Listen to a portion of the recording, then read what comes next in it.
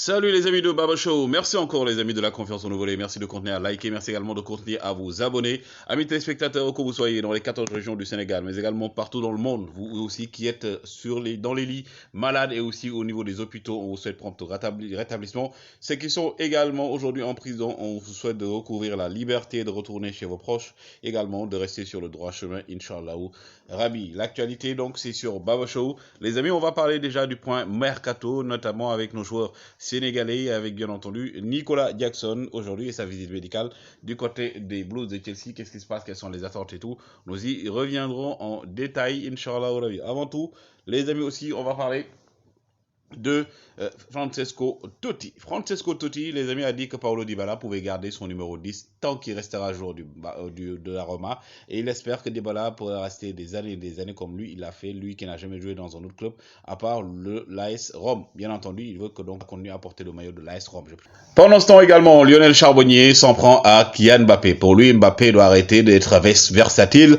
Kylian, qui au départ était considéré comme un joueur avec une très bonne communication, mais aujourd'hui, il est en train de tout gâcher. Soit il part du côté du Paris Saint-Germain, du côté du Real, ou qu'il quitte le Paris Saint-Germain, ou qu'il reste, c'est ce qu'il doit faire. Pendant ce temps, Brice Samba, numéro 2 du gardien de l'équipe de France, et Grégory Coupé, ancien gardien de l'équipe nationale et de Lyon, donc pour parler de la France, ils ont dit de manière générale que le meilleur tireur de pénalty, c'est Neymar. Neymar avec son style particulier de tirer les pénaltys. Un autre joueur, il s'agit de Camavinga. Camavinga a dit que le joueur qui l'a plus impressionné et le but qui l'a plus impressionné, c'est la Panenka de Benzema contre Manchester City. Et le plus grand dans ça, c'est qu'avant de tirer, Benzema lui avait dit qu'il allait faire une Panenka. Pendant ce temps également, Marcelo Brozovic, courtisé par le FC Barcelone, mais également par d'autres clubs finalement, selon les dernières informations, il aurait donné son accord de principe à Al Nassr. Maintenant, reste au club saoudien de discuter et de finaliser avec l'Inter de Milan. Hakim Ziyech également devrait lui aussi rejoindre Al Nassr après que Kalidou Koulibaly ait déjà fait sa visite médicale et signé, de même que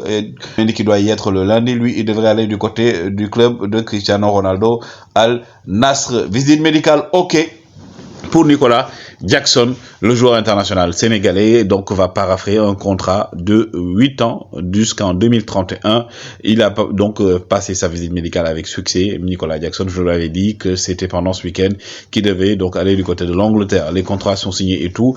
Lui, il devrait avoir donc 8 années de contrat. Bien entendu, il y a une option par rapport à ces 8 années de contrat. Donc, il aura la charge, la lourde tâche et la mission de réussir du côté des Blues de Chelsea et de s'imposer dans cette armada offensive, mais on fait confiance au jeune Nicolas Jackson qui est en perpétuel continue plutôt progression, si on peut dire ça comme ça. Nicolas Jackson, donc, qui par rapport à ce transfert devrait plutôt lui permettre de pouvoir gagner plus de temps de jeu et donc espérer une place de titulaire en équipe nationale.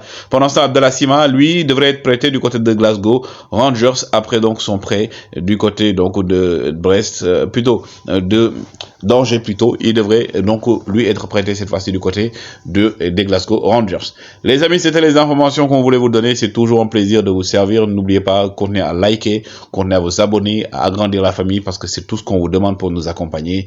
Et comme on le dit en bon sénégalais, Dia Ngen Dieuf.